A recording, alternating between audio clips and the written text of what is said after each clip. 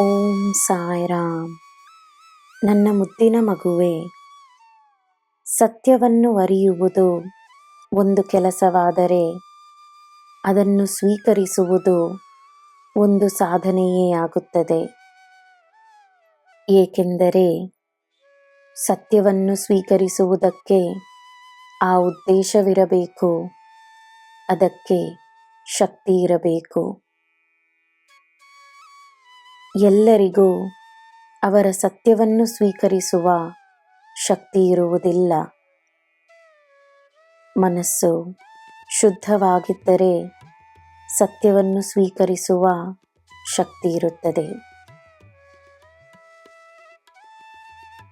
ಜನರನ್ನು ಅವರು ಇರುವ ಹಾಗೆಯೇ ನೀನು ಸ್ವೀಕರಿಸಿದರೆ, ಅವರ ಸ್ವಭಾವವನ್ನು ಅರಿತರೆ ನಿನಗೆ ನಿರಾಶೆಗಳೇ ಇರುವುದಿಲ್ಲ.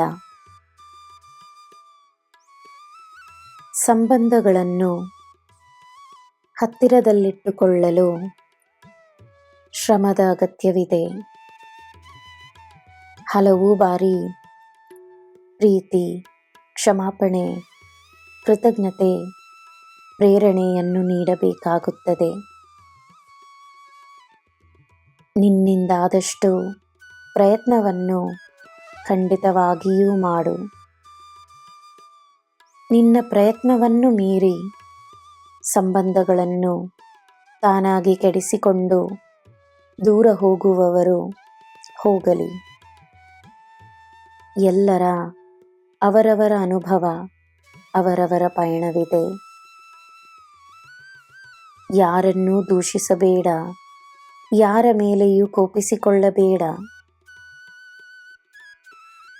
ನನ್ನ ಮಗುವೆ, ನೀನು ಮಾಡುವ ಒಳ್ಳೆಯ ಕಾರ್ಯಗಳಲ್ಲಿ ಮಾತ್ರವೇ ನನಗೆ ಆಸಕ್ತಿ.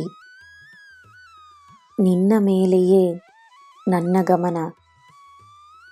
ಆದ್ದರಿಂದ ನೀನು ಸಹ ಬೇರೆಯವರ ವರ್ತನೆ, ಅವರ ಮಾತು, ಅವರ ದೃಷ್ಟಿ, ಅವರ ಅಭಿಪ್ರಾಯ, ಅವರ ಜೀವನವನ್ನು ಬಿಟ್ಟು ನಿನ್ನಿಂದಾದಷ್ಟು ಮಾಡಿ ತನ್ನ ಮೇಲೆ ಗಮನವನ್ನು ವಹಿಸು.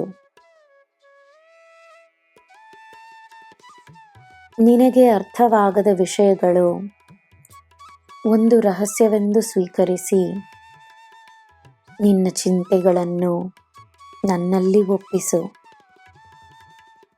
ನೀನು ನನ್ನ ಮಗು, ನೀನು ಈ ಸಾಯಿಯ ಮುದ್ದು ಮಗು. ನಿನಗೆ ಸದಾ ನನ್ನ ಆಶೀರ್ವಾದವಿದೆ. ಸಂತೋಷವಾಗಿರು, ನೆಮ್ಮದಿಯಾಗಿರು. ನಿನಗೆ ಎಲ್ಲ ಶುಭವೇ. ಜೈ ಸಾಯಿರಾಮ್.